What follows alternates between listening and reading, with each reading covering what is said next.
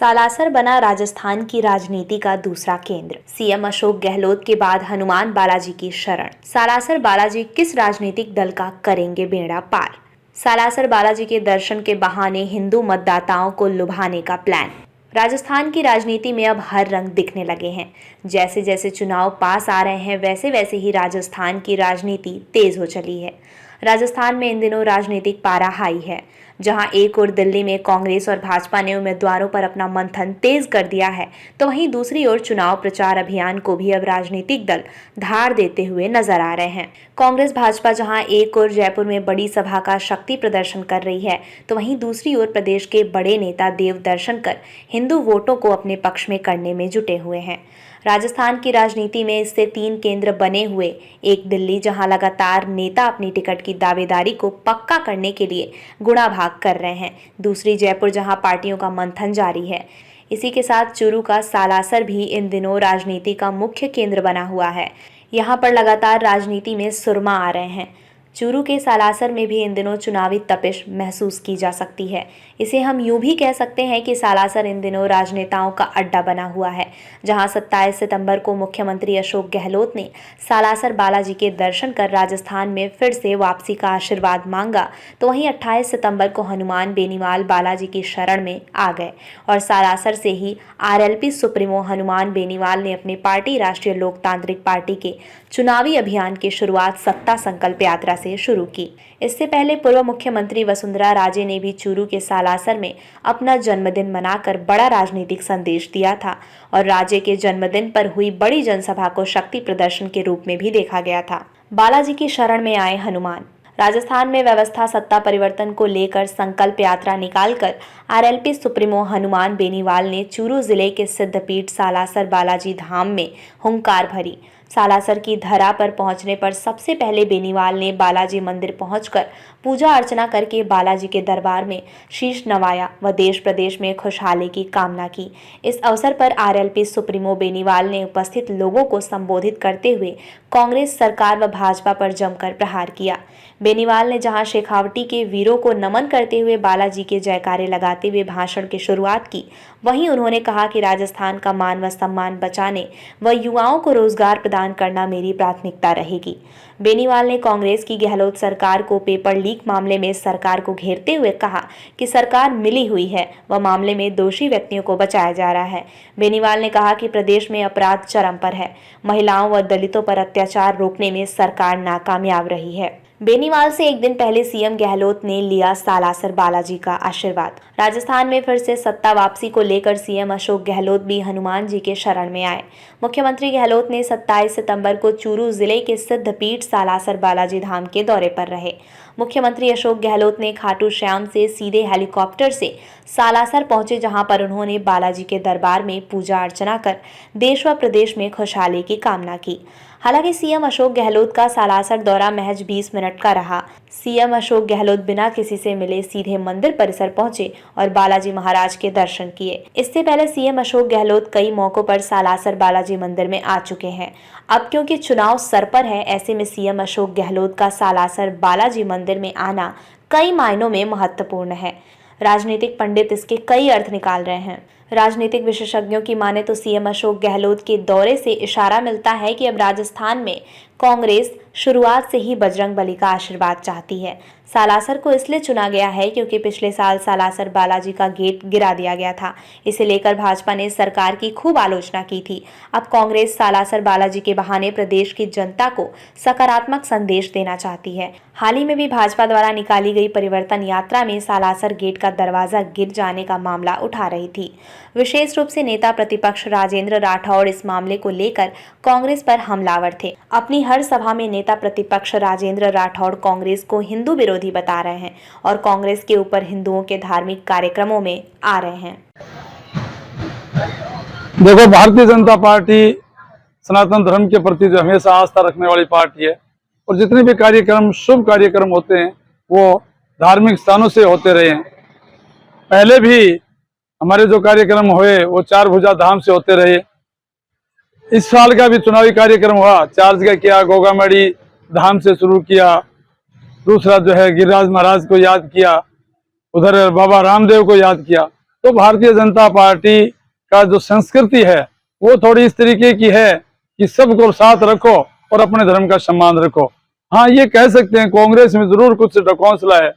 जो कांग्रेस धर्म से दूर भागती थी, थोड़े दिन पहले हमारे हनुमान जी सालासर धाम के आगे जो राम द्वार एक बड़ा जो बोर्ड लगा हुआ था, उसका जो है उन्होंने उसको खंडित किया, उस द्वार को खंडित किया।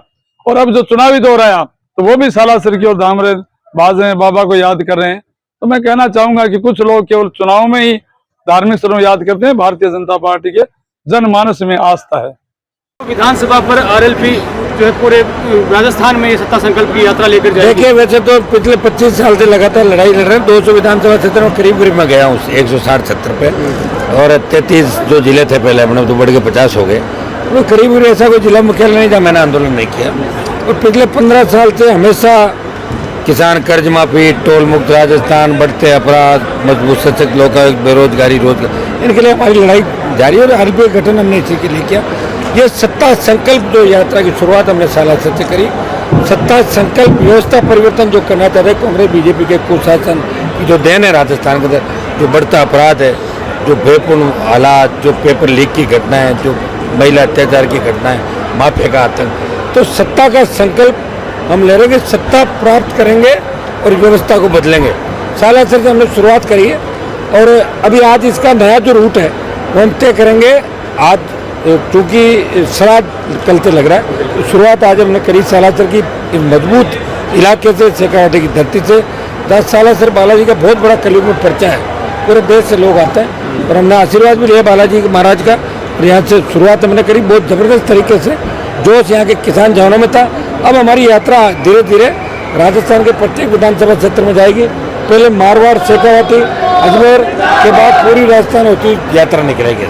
200 विधानसभा में जाना है और उसमें क्या अकेली आरएलपी 200 विधानसभाओं में उम्मीदवार उतार पाएगी? अभी तो गठबंधन करेगी। मैंने आपको मन से कह दिया ना कि बीएसपी, बीएपी, बीटीपी कोशिश करें, अगर इनसे गठबंधन हो जाता है और नहीं होता है तो 200 पे उतार देंगे। आपने बीजेपी की यात्रा के बाद आरएलपी निकाल दी, किस प्रकार की यात्रा? मैं तो पहले से तैयार था ना। बीजेपी के तो ढोंग है, काय की यात्रा बताओ? एक आदमी निकालता है यात्रा, वो तो 4-4, 6-6 जगह यात्रा चालू हो रही, पता ही नहीं, कोई कैंडिडेट नहीं, कोई चेहरा नहीं।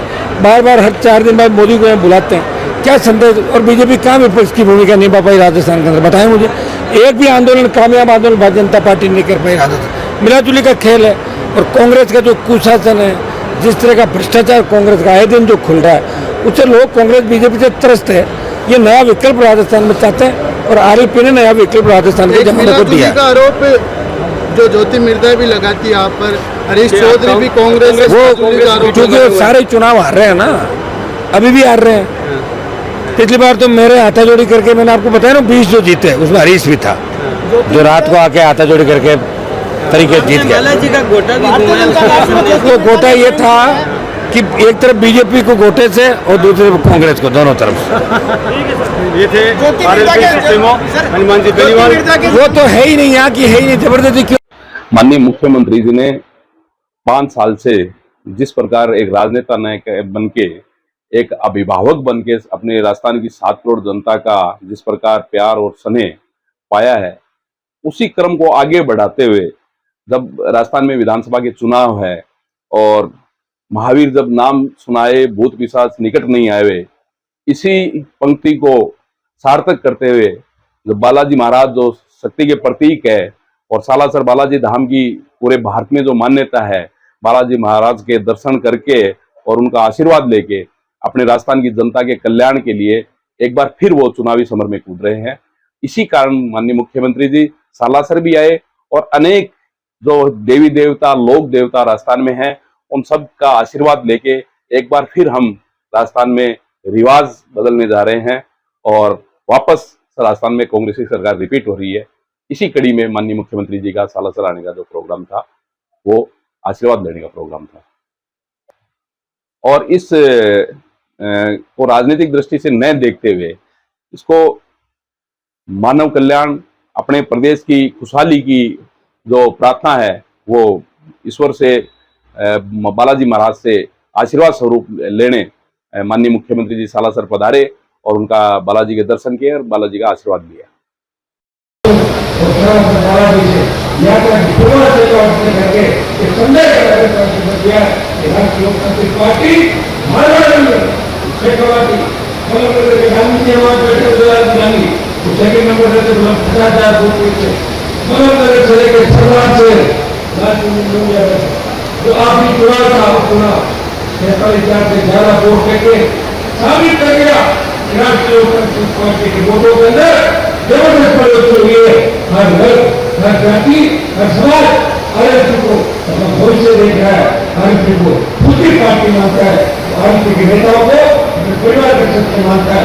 भाइयों, चुनाव के अंदर आपने थोड़े से समय के अंदर 33 साल के मेरे को वोट देके मेरी ताकत को और ताकत बढ़ाया और इस बार आपका दोस्त देख के लगा चुनाव में सीट तो आ गई लेकिन आस पास प्रदेश के अंदर जैसे जैसे चुनाव नजदीक आ रहे हैं वैसे ही अब राजनीतिक सरगर्मियां वो तेज होती हुई दिखाई दे रही है।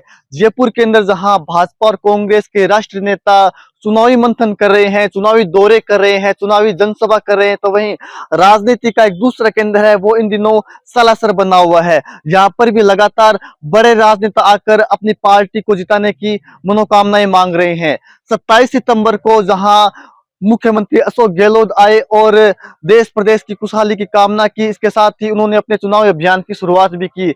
इससे सीएम अशोक गहलोत का देव दर्शन कहा जा रहा है। इसके अलावा 28 सितंबर को आरएलपी सुप्रीमो हनुमान बेनीवाल ने एक बड़ी जनसभा कर सत्ता परिवर्तन संकल्प यात्रा की शुरुआत की है। इससे पहले आपको याद होगा जब पूर्व मुख्यमंत्री वसुंधरा राजे ने अपना जन्मदिन है वो सालासर के अंदर आके ही मनाया था और इसे एक शक्ति प्रदर्शन का रूप भी उन्होंने दिया था और इसे उनका शक्ति प्रदर्शन के रूप में देखा गया था। लेकिन अब देखने वाली बात ये होगी कि जो हनुमान जी है वो किस पर मेहरबान होते हैं और चुनाव के अंदर किसका बेड़ा पार करते हैं। लेकिन इन दिनों सालासर है वो राजनेताओं का अड्डा बनता हुआ दिखाई दे रहा है। तो ऐसे में अब चर्चाएं हैं कि क्या चुनाव के दरमियान आखिर कौन किस पर भारी पड़ता है ये तो भविष्य के गर्भ में है, लेकिन सालासर के अंदर चुनावी दौरे राजनेताओं के जारी है।